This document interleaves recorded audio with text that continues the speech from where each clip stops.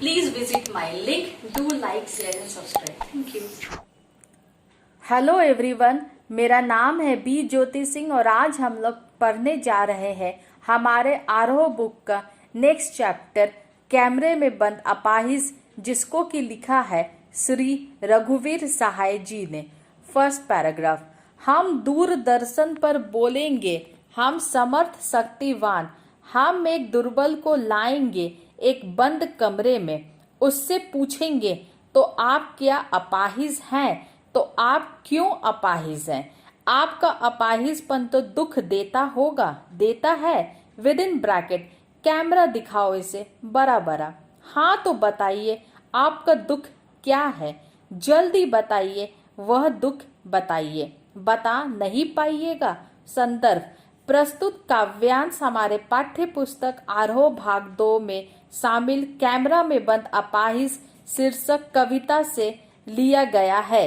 प्रस्तुत काव्यतरण के रचयिता श्री रघुवीर सहाय जी हैं। प्रसंग।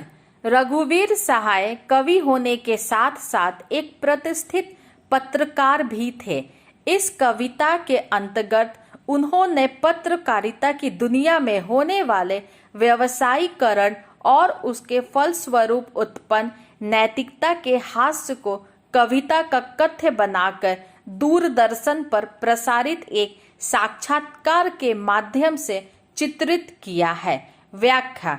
दूरदर्शन पर एक शारीरिक विकलांगता के शिकार अपाहिज व्यक्ति का साक्षात्कार लेते हुए पत्रकारों के क्रियाकलाप की संवेदनहीनता को दर्शाते हुए कवि कहते हैं कि एक पत्रकार के तौर पर हम दूरदर्शन पर बोलते हुए एक कमजोर व्यक्ति को एक बंद कमरे में ले आते हैं। हम उस व्यक्ति से ज्यादा सामर्थ्यवान और शक्तिशाली हैं, जबकि वह व्यक्ति अपाहिज है। उसके अपाहिजपन का मजाक उड़ाते हुए हम उससे पूछते हैं कि अगर आप अपाहिज हैं तो क्यों अपाहिज हैं?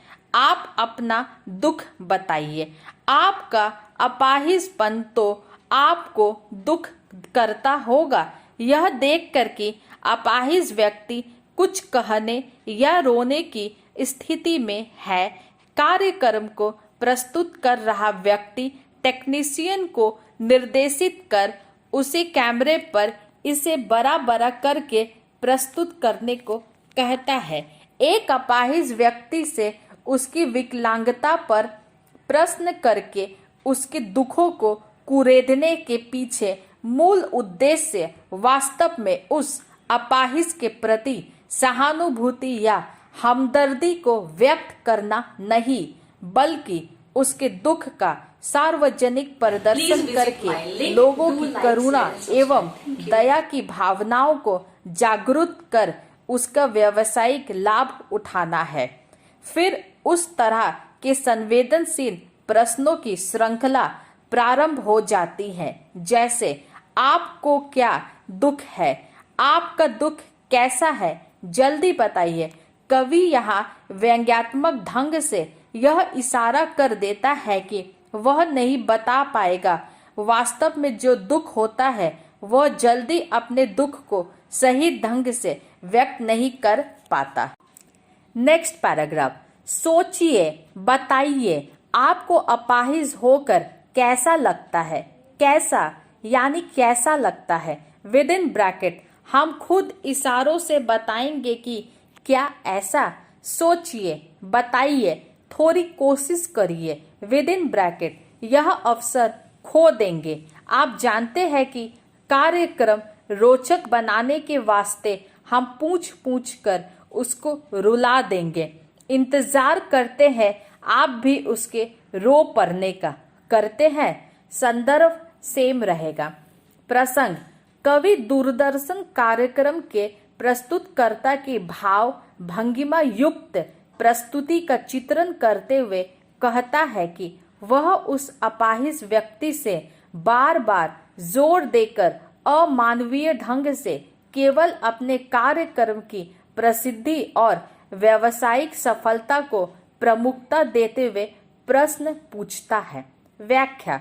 कवि कहता है कि सोचिए, सोच कर बताइए कि अपाहिज होकर आपको कैसा अनुभव होता है।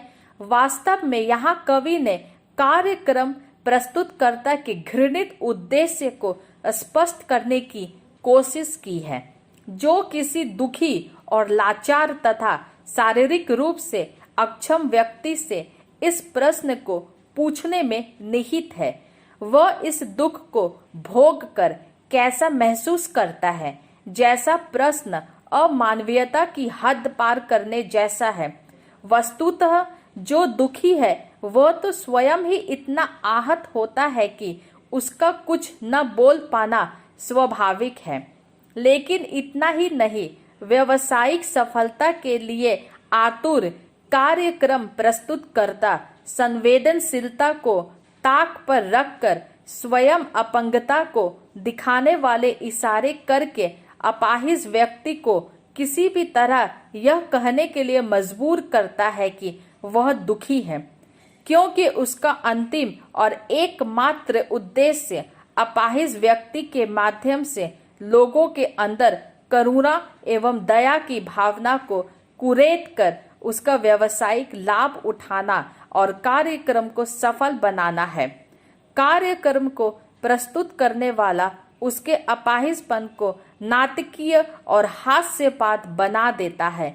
इसके बाद वो दर्शक को खुद अपने इशारों द्वारा यह बताना चाहता है कि दुख या अक्षमता से ग्रस्त होने पर व्यक्ति की स्थिति कैसी हो सकती है।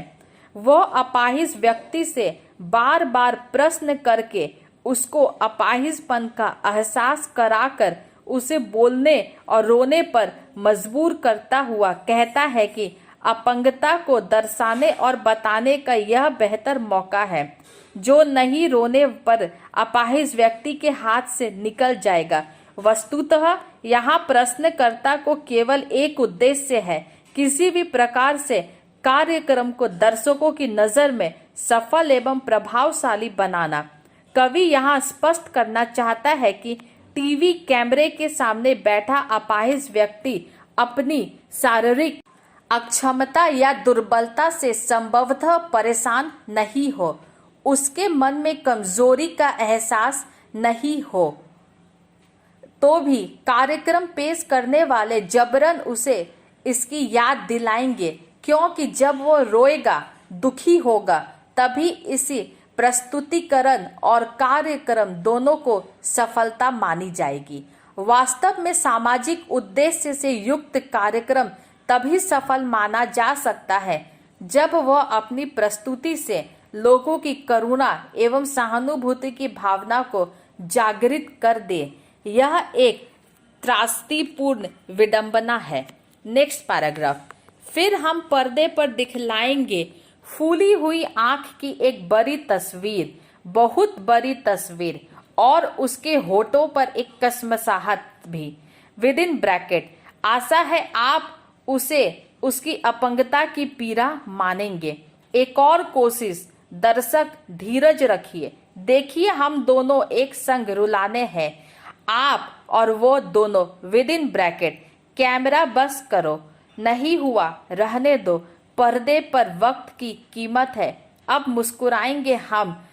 आप देख रहे थे सामाजिक उद्देश्य से युक्त कार्यक्रम। विद इन ब्रैकेट, बस थोड़ी ही कसर रह गई। धन्यवाद। संदर्भ सेम रहेगा। प्रसंग, यहाँ कवि दूरदर्शन पर अपंग व्यक्ति के बड़े बड़े चित्र और प्रतिमाएं दिखाते हुए मीडिया कर्मियों की असंवेदनशीलता को दर्शाते हैं। व्याख्या।